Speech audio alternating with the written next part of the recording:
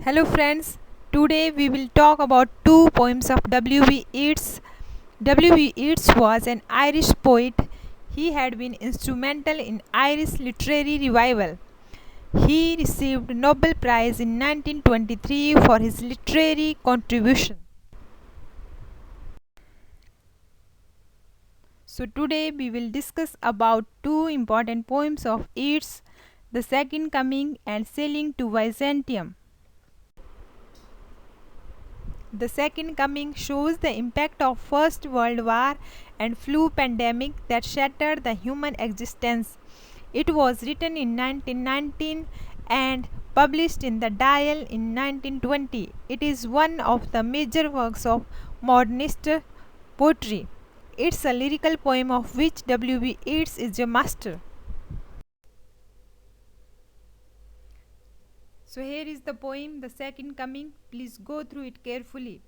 Turning and turning in the winding gyre, the falcon cannot hear the falconer. Things fall apart, the center cannot hold. Mere anarchy is loosed upon the world. The blood-dimmed tide is loosed, and everywhere the ceremony of innocence is drowned. The West lack all conviction, while the West are full of passionate intensity. Surely some revelation is at hand. Surely the second coming is at hand. The second coming. Hardly are those birds out when a vast image of sprightest Monday troubles my sight. Somewhere in sands of the desert, a shape with lean body and the head of a man, a gaze blank and pitiless as the sun is moving its slow thighs, while all about it reel shadows of the indignant desert birds. The darkness drops again, but now I know that 20 centuries of stony sleep were vexed to nightmare by a rocking cradle. And what rough beasts its are come round at last, slouches towards Bethlehem to be born. The poem describes a negative scene which indicates that something bad is going to happen soon. The negative changes which are taking place are: one event after the other is happening. The falcon has stopped hearing the falconer. This is an unusual event. Things are falling apart.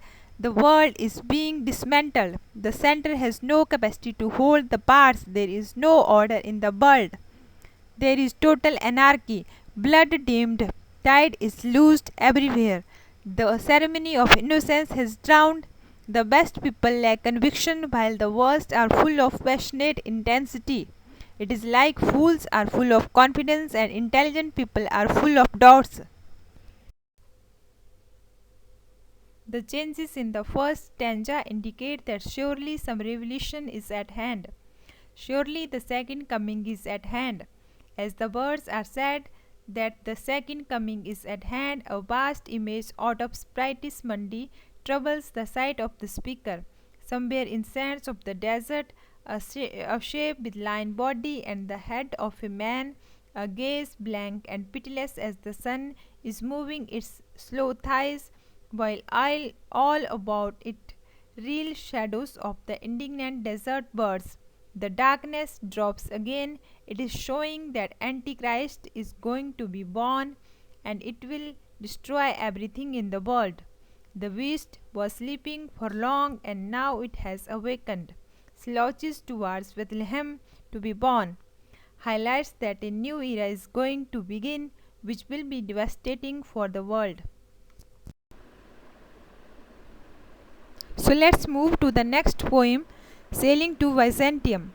Published in October Blast in 1927, Byzantium for Yeats was representation of timelessness of art and denial of sensual world leading to eternity. Popular for its lyricism, that is no country for old men, the young in one another's arms, words in the trees, those dying generations at their song, the salmon falls, the mackerel crowded seas, fish flesh or fall, commend all summer long, whatever is begotten, born and dies, caught in that sensual music, all neglect, monuments of unaging intellect. An aged man is but a paltry thing, a tattered coat upon a stick, unless soul clap its hands and louder sing for every tatter in his mortal dress. Nor is there singing school but studying monuments of its own magnificence. And therefore I have sailed the seas and come to the holy city of Byzantium. O sages standing in God's holy fire, as in the gold mosaic of a wall, come from the holy fire, burn in a gyre, and we, the singing masters of my soul, consume my heart away, sick with desire and fastened to a dying animal. It knows not what it is, and gather me into the artifice of eternity. Once out of nature, I shall never take my bodily form from any natural thing, but such a form as Grecian goldsmiths make of hammered gold and gold enamelling to keep a drowsy emperor awake, or set upon a golden bow to sing to lords and ladies of Byzantium of what is past or passing or to come. The poem is written in 1926. It describes the agony of old age. There is no room for old men. Young lovers are in each other's arms. The words are in trees. Everyone is mortal here and everyone has to die, but the creatures are not aware of it. They cannot understand the plan of life. They ignore the monuments of unaging intellect because they are caught in sensuous music. They don't want to do anything which can make them immortal. The phrase monuments of unaging intellect is very important here, and it gives a glimpse of central idea of the poem. Dying hearts live inside dying bodies.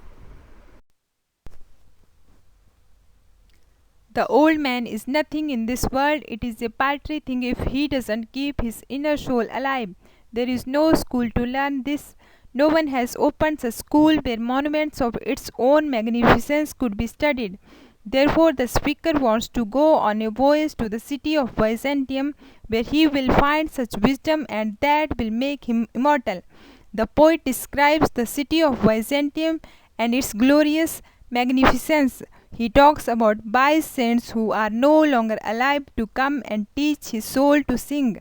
He wants to get rid of what is mortal. After getting rid of what is mortal, he wants to be everlasting, like a work of art. In the end, the poet says that once he will be separated from his body, he will never take his physical form again. He wants to be a beautiful part of the art, which is to be kept in beautiful places, where he would teach people about wisdom, understanding related to what is past or passing or which is about to come. Art is permanent, human body is mortal, sensuality versus spirituality. Best of luck for your success. Subscribe the channel for many more videos. Thank you.